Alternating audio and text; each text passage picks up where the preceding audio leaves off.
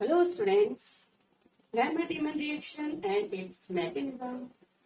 Mechanism काफी complicated है, काफी कंफ्यूजिंग है। सो मैंने पॉइंट टू पॉइंट इसे बहुत अच्छे से क्लियर करने की कोशिश की है। सो आप इस वीडियो में मेरे साथ आखिरी तक बने रहिए और अगर आपने सभी पाठशाला चैनल को सब्सक्राइब नहीं किया है तो आप फटाफट से कर लीजिए। अभी पेपर में इस तरह से क्वेश्चन में पूछे जाते हैं, ortho formulation of phenol, Reimer Tiemann reaction, name reaction से तो पूछते ही हैं, कई बार इस तरीके से क्वेश्चन पे पूछे जाते हैं। Ortho formulation of phenol what is, तो आप ऑर्थो मीन्स आप लोग को मालूम होना चाहिए या होगा कि जो बेंजीन रिंग होती है उसकी फर्स्ट और टू मतलब फर्स्ट पोजीशन और सेकंड पोजीशन को ऑर्थो कहते हैं। What is formulation? Formulation is addition of aldehyde group. Phenol benzene ring में जब OH ग्रुप अटैच होता है तो उसे फिनॉल कहते हैं। इसका मॉलिक्यूलर फॉर्मूला है C6H5OH, मीन्स कि एक बेंजीन रिंग का एक हाइड्रोजन OH ग्रुप से रिप्लेस किया गया है। तो जो फिनॉल है वो ऑल लगा है। ऑल मीन्स की अल्कोहल, मतलब ये फिनॉल जो है एल्कोहलिक नेचर का होता है। सेकेंड, अगर आपको इस तरीके से पूछना है कन्वर्जन ऑफ फिनॉल टू सैलिसल्डिहाइड, सैलिसल्डिहाइड जो एल्कोहल ग्रुप के साथ जब एल्डिहाइड ग्रुप आ जाता है तो वो सैलिसल्डिहाइड कहलाएगा। तो आपको ये रिएक्शन मैंने सिंपल इस तरीके से बता रखी है, उसके बाद हम मैकेनिज्म पे जाएंगे। तो सबसे पहले फिनॉल लिया है, फिनॉल को एक्वस NaOH या अल्कलाइन लेने का कारण क्लोरोफॉर्म है। क्लोरोफॉर्म जो है यहाँ पे रिएक्शन करने में थोड़ा सा प्रॉब्लम देता है, इसीलिए हम NaOH एक्वस लेते हैं। जब रिएक्शन होती है तो जो आपका प्रोडक्ट बन रहा है वो बन रहा है dichloro benzyl sodium phenoxide. Then उसको फर्दर आप NaOH के साथ ट्रीट कर रहे हैं तो आपको जो Cl है, Cl वहां से रिप्लेस हो जाएगा OH ग्रुप से। OH ग्रुप कहां से आया? NaOH से। OH ग्रुप जब Cl की जगह ले लेगा तो डाइक्लोरो की जगह क्या हो जाएगा? अभी यहाँ पे dihydroxy benzyl sodium phenoxide. Phenoxide जो है उसी C6H5O नेगेटिव को फिनॉक्साइड आयन बोलते हैं। और देन उसका आपने वाटर रिमूव किया। वाटर रिमूव जब भी करते हैं तो हीट करना होता है, तो आपने यहाँ पे वाटर रिमूव करने के लिए हीट किया। जैसे ही आपने वाटर रिमूव किया तो सोडियम फिनॉक्साइड तो एज इट इज है, पर वहां से वाटर का एक मॉलिक्यूल निकल गया तो ये आपको एल्डिहाइड ग्रुप मिल गया CHO। अब ये आप देखिए ऑर्थो पोजीशन पे लगा हुआ है, first and second position is ortho position. फिर आपने इसमें H+ दिखा रहे हैं कि इसमें प्रोटॉन ऐड कर रहे हैं। ये प्रोटॉन ऐड कहां से कर रहे हैं हम? ये आपने इसका हाइड्रोलिसिस किया। हाइड्रोलिसिस करने से आपको एक H+ आयन मिला जिसने रिप्लेस कर दिया Na को, और ये Na कहाँ गया? जो वाटर का OH बाकी है वो NaOH बना के निकल जाएगा और H+ होके यहाँ पे आ जाएगा। तो अब ये क्या हो गया? एज इट इज फिनॉल हो गया। सिर्फ आपने पूरी रिएक्शन की है, उसमें एक आपको लास्ट में जो मिल रहा है ग्रुप वो एल्डिहाइड ग्रुप मिल रहा है, तो ये आपका कहलाएगा सैलिसल्डिहाइड।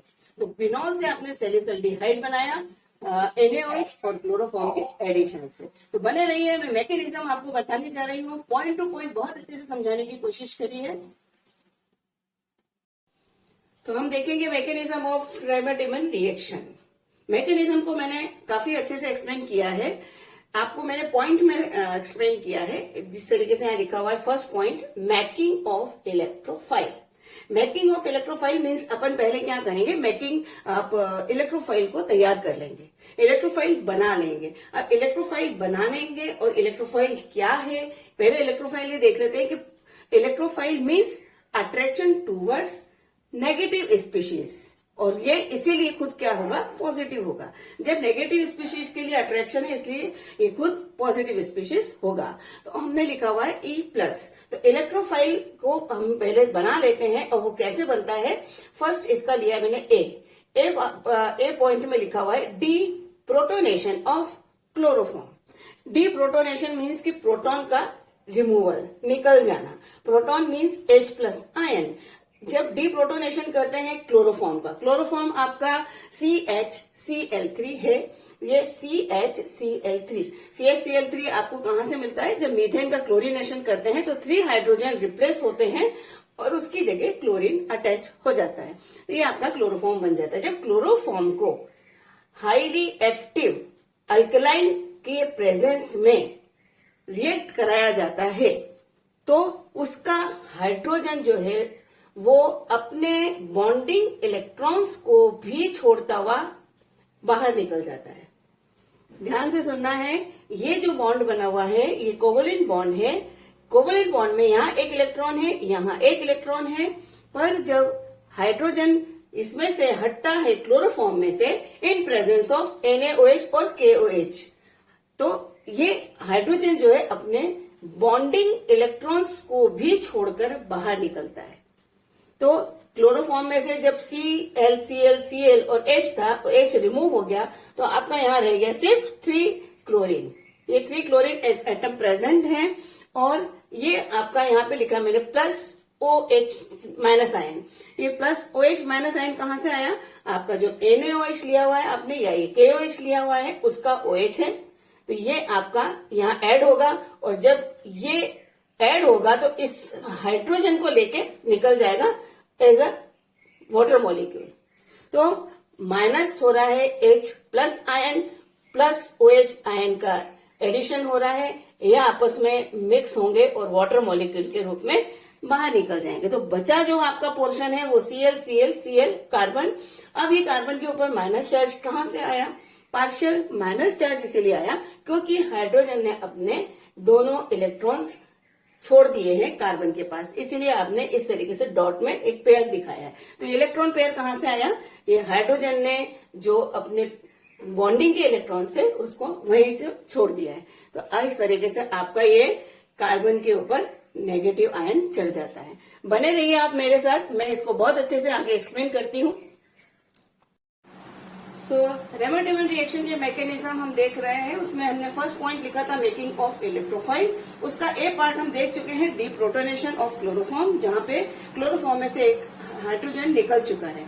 जब वो हाइड्रोजन निकलता है तो जो भी प्रोडक्ट मिलता है हमें, जो भी स्पीशीज मिलती है वो कहलाती है क्लोरोफॉर्म कार्बेनियन। कार्बेनियन का मतलब है नेगेटिवली चार्ज कार्बन। बहुत ध्यान से इस पॉइंट को नोट करिए, जब भी कार्बेनियन बोलते हैं तो वो होता है नेगेटिवली चार्ज और कार्बोकेटायन बोलते हैं तो वो पॉजिटिवली चार्ज होता है। यहाँ पे नेगेटिव चार्ज क्यों रखा हुआ है कार्बन के ऊपर? क्योंकि हाइड्रोजन अपने शेयर पेयर्ड इलेक्ट्रॉन्स को यहाँ छोड़कर निकल चुका है, इसके लिए इस कार्बन के ऊपर नेगेटिव चार्ज आ चुका है। ये कार्बन अल्फा कार्बन है, इसीलिए इसमें से जब क्लोरीन एलिमिनेट होगी तो वो अल्फा क्लोरीन होगी, इसीलिए यहाँ लिखा हुआ है अल्फा क्लोरीन का एलिमिनेशन होगा। और क्यों होगा ये भी समझ लीजिए, बहुत अच्छा पॉइंट है, आप ध्यान से सुनिए इस पॉइंट को। यहाँ पर 3 क्लोरीन प्रेजेंट हैं एक कार्बन के ऊपर। चूंकि क्लोरीन का नेचर होता है वो इलेक्ट्रोनेगेटिव एलिमेंट है, इसीलिए कार्बन के ऊपर जो इलेक्ट्रॉन की डेंसिटी बन गई है उसको अपनी तरफ अट्रैक्ट करते हैं ये तीनों क्लोरीन मिलकर। तो यहाँ इंडक्टिव इफेक्ट लग रहा है, क्लोरीन जो है इलेक्ट्रॉन्स को, शेयर पेयर्ड इलेक्ट्रॉन्स को अपनी तरफ खींच रहे हैं। इसके वजह से क्लोरीन सब नेगेटिव हो रहे हैं और कार्बन के ऊपर कुछ ना कुछ इलेक्ट्रॉन्स की डेफिशिएंसी होनी शुरू हो गई है। अब यहाँ से अल्फा क्लोरीन का एलिमिनेशन हो रहा है, तो जो कंपाउंड और जो आपका प्रोडक्ट बन रहा है उसका नाम है डाइक्लोरोकार्बीन। डाइक्लोरोकार्बीन ये है जिसके ऊपर एक पेयर इलेक्ट्रॉन जो स्टार्टिंग से चल रहा था वो अभी भी दिख रहा है। ये पेयर इलेक्ट्रॉन यहाँ पे बना हुआ है, पर यहाँ से जो नेगेटिव चार्ज था वो हट चुका है क्योंकि एक क्लोरीन माइनस चार्ज लेकर निकल चुकी है। माइनस चार्ज इसका मतलब कि जो इनके बीच में बॉन्डिंग के इलेक्ट्रॉन्स थे, क्लोरीन ने उन इलेक्ट्रॉन्स को पूरा का पूरा ले लिया है और निकल चुकी है, इसलिए कार्बन के ऊपर इलेक्ट्रॉन की डेफिशिएंसी आ गई है। इलेक्ट्रॉन की डेफिशिएंसी आ गई है, इसीलिए मैंने लिखा है मेकिंग ऑफ इलेक्ट्रोफाइल मीन्स कि वो एज अ इलेक्ट्रोफाइल बिहेव करने लगेगा। और कार्बीन का मतलब क्या होता है? कार्बीन में जब भी एक लोन पेयर इलेक्ट्रॉन होता है और 2 उसके बॉन्ड बने हुए होते हैं जो कोवलेंट बॉन्ड होते हैं, तब इसको हम कार्बीन कहते हैं। तो अब जो है हम चलेंगे सेकेंड पॉइंट देखेंगे, making of nucleophile negative species. अब फिर देन हमारी थर्ड प्रोसेस होगी, जो न्यूक्लियोफाइल और इलेक्ट्रोफाइल वो आपस में कंबाइन होकर फाइनल प्रोडक्ट देंगे। तो बने रहिए आप। तो मैकेनिज्म ऑफ आरटीआर में सेकेंड पॉइंट है मेकिंग ऑफ न्यूक्लियोफाइल। न्यूक्लियोफाइल जो है वो स्पीशीज नेगेटिव नेचर की होने की वजह से पॉजिटिव स्पीशीज तरफ अट्रैक्ट होती है। तो न्यूक्लियोफाइल जो है वो किस तरीके से बनेगा, उसकी दो प्रोसीजर है। यहाँ पे मैंने ए पार्ट में लिखा हुआ है डीप्रोटोनेशन ऑफ फिनॉल। जिस तरीके से हमने क्लोरोफॉर्म का डीप्रोटोनेशन किया था, सेम यहाँ पर फिनॉल का डीप्रोटोनेशन करना है। फिनॉल का फॉर्मूला होता है C6H5OH। अब जब हमने देखा कि ऑक्सीजन जो है वो ज्यादा नेगेटिव नेचर की होती है, अपने तरफ इलेक्ट्रॉन्स को अट्रैक्ट करती है या विड्रॉ करती है, तो हाइड्रोजन जो है वो रिमूव हो जाता है, एलिमिनेट हो जाता है, जिसको हम डीप्रोटोनेशन बोल रहे हैं। तो यहाँ पे जब ये हाइड्रोजन हट रही है तो वो ध्यान दीजिए इस पॉइंट को कि ऑक्सीजन और हाइड्रोजन के बीच में जो बॉन्डिंग इलेक्ट्रॉन्स हैं, जो कितने हैं, पेयर है एक इलेक्ट्रॉन का, वो पूरा का पूरा पेयर वो ऑक्सीजन को देकर रिमूव होती है। तो डीप्रोटोनेशन में प्रोटॉन जो निकल रहा है वो पॉजिटिव फॉर्म में निकलेगा, इसलिए हमने प्रोटोनेशन कहा है। तो प्रोटॉन की फॉर्म में यानी पॉजिटिव फॉर्म में निकलेगा और यहाँ ऑक्सीजन के ऊपर नेगेटिव चार्ज चढ़ जाएगा, क्योंकि उसको एक्स्ट्रा इलेक्ट्रॉन्स मिल चुके हैं जो कि पेयर में से एक हाइड्रोजन का है। और जब यहाँ पे हमने जिस तरीके से क्लोरोफॉर्म में किया था, उसी तरीके से यहाँ KOH या NaOH लेकर आए हैं, तो उसका जो OH नेगेटिव आयन है वो ऐड होने वाला है और यहाँ से H रिमूव होने वाला है। ये दोनों आपस में मिलकर वाटर का मॉलिक्यूल बनाएंगे और एलिमिनेट हो जाएगी। तो वाटर यहाँ से रिमूव होगी और OH H मिलकर इसका फॉर्मेशन कर रहे हैं। अब जो भी आपका आयन बना है इस प्रोसीजर के बाद, उसको हम कहते हैं phenoxy ion. Phenoxy ion C6H5O negative को बोलते हैं। तो यहाँ आपने जिस तरीके से देख रहे हैं कि फिनॉक्सी आयन में अब क्या हो रहा है, जो फिनॉक्सी आयन का फॉर्मेशन हुआ है, फिनॉक्सी आयन का फॉर्मेशन होने के बाद अब प्रोसीजर ये हो रही है कि ये बेंजीन रिंग जो है उसमें रेजोनेसिंग जो रेजोनेंस होता है उसकी वजह से इलेक्ट्रॉन्स का डिलोकेलाइजेशन होता है। इलेक्ट्रॉन्स का डिलोकेलाइजेशन होने की वजह से यहाँ जो पाई बॉन्ड है, ये आपका डबल बॉन्ड है, इसलिए पाई बॉन्ड है। पाई बॉन्ड के इलेक्ट्रॉन्स इधर शिफ्ट हो गए इस कार्बन पर जाकर। जब यहाँ पर ये पॉजिटिव ये इलेक्ट्रॉन यहाँ से इधर शिफ्ट होंगे तो ऑब्वियसली यहाँ पर थोड़ा सा पॉजिटिव चार्ज बढ़ जाएगा, क्योंकि इलेक्ट्रॉन्स यहाँ के पूरे इस पे शिफ्ट हो रहे हैं। जब ऐसा होगा तो ऑक्सीजन जो कि पॉजिटिव की वजह से ये अपने इलेक्ट्रॉन्स इसको डोनेट करने लगेगी। जब ऑक्सीजन अपने एक्स्ट्रा इलेक्ट्रॉन्स को डोनेट करेगी तो वहां पर आपके डबल बॉन्ड हो गया है। इस तरीके से पूरा बॉन्ड इधर शिफ्ट हुआ और ये पूरा बॉन्ड इस कार्बन पे शिफ्ट हो गया। तो आप जो नेक्स्ट स्ट्रक्चर देख रहे हैं फिनॉक्सी आयन का ही है, पर after delocalization of electrons because of resonance in benzene. अब जो फॉर्मूला तैयार हुआ है आपका, यहाँ डबल बॉन्ड हो चुका है और वो जो हाइड्रोजन दिखाई गई है वो यहाँ पर दिखाई नहीं गई थी। यहाँ ऑब्वियसली सारी जगह हर कार्बन के पास, इसको छोड़कर हर कार्बन के पास एक हाइड्रोजन है, क्योंकि आप C6H5 लिखते हैं, मीन्स कि यहाँ पर 5 हाइड्रोजन ऑलरेडी प्रेजेंट है, पर वहां शो क्यों किया गया है, क्योंकि आपको आगे उसकी जरूरत होने वाली है।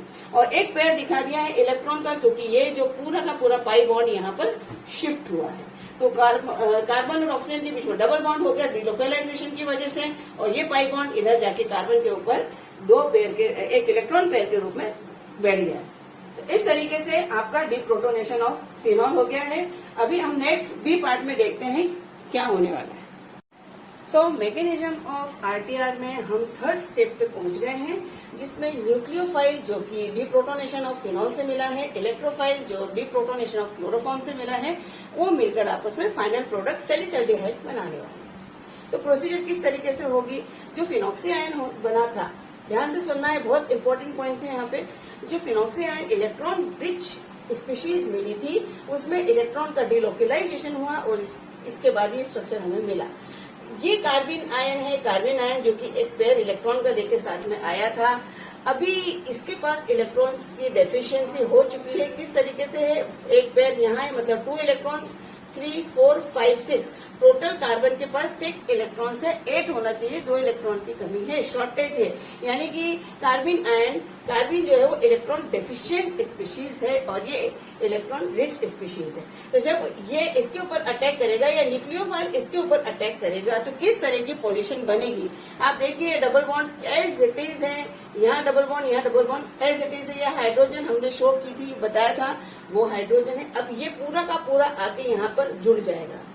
जब ये जुड़ जाएगा तो ये लोन पेयर के जो इलेक्ट्रॉन है इसको बॉन्ड बनाएगा इसके साथ। ये लोन पेयर यहाँ से इस तरीके से बॉन्डिंग करेगा कार्बन के साथ और ये जो आपकी बॉन्डिंग दिखाई है ये आपका लोन पेयर ऑफ इलेक्ट्रॉन है और कार्बन के ऊपर as it is electron pair है अभी भी।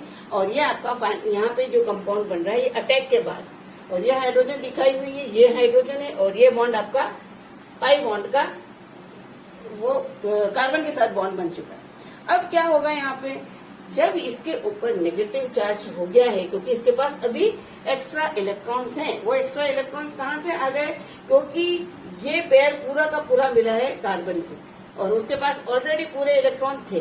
अब ये नेगेटिव चार्ज होने की वजह से यहाँ पे भी पॉइंट बहुत खास है जो आप ध्यान से सुनिए, ये प्रोटॉन या ये हाइड्रोजन जो है वो नेगेटिव से अट्रैक्ट हो रहा है। जब ये इससे अट्रैक्ट होगा तो ये उधर शिफ्ट हो रहा है, ये उधर शिफ्ट होगा तो साथ में ये जो बॉन्ड है पूरा का पूरा यहाँ पे वापस पाई बॉन्ड बना लेगा। जैसे ही ये पाई बॉन्ड बनाएगा यहाँ डबल बॉन्डिंग होगी तो डबल बॉन्डिंग रह नहीं सकती, यहाँ डबल बॉन्डिंग की वजह से यहाँ पर डबल बॉन्डिंग रह नहीं सकती, तो ये ऑक्सीजन कार्बन के बीच का डबल बॉन्ड वापस शिफ्ट होके ऑक्सीजन के ऊपर चला जाएगा। तो तीन तरीके से काम हो रहे हैं। हाइड्रोजन की शिफ्टिंग कार्बन की तरफ, हाइड्रोजन और कार्बन के बीच की जो बॉन्डिंग है वो पाई बॉन्ड में कन्वर्ट हो रही है और ऑक्सीजन और कार्बन के बीच का जो डबल बॉन्ड है वो शिफ्ट होकर ऑक्सीजन के ऊपर जा रहा है। तो ये 3 तरीके से आपको ध्यान रखना है। अब उसके बाद जो कंपाउंड बना वो ये है आपका डाइक्लोरोफिनॉक्सी आयन। डाइक्लोरोफिनॉक्सी आयन में क्या हो रहा है, अभी यहाँ पे जो इसके ऊपर नेगेटिव चार्ज आ गया है, सब कुछ एज इट इज है।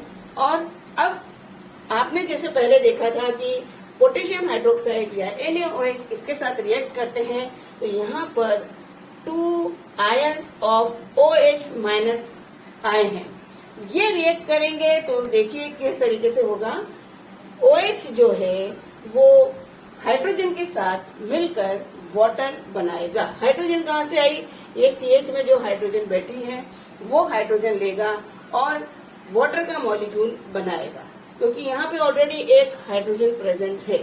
और इस तरीके से जो 2 क्लोरीन प्रेजेंट है वो भी निकल जाएंगे। जब ये 2 क्लोरीन निकल जाएंगे तो यहाँ पे बच जाएगा CHO।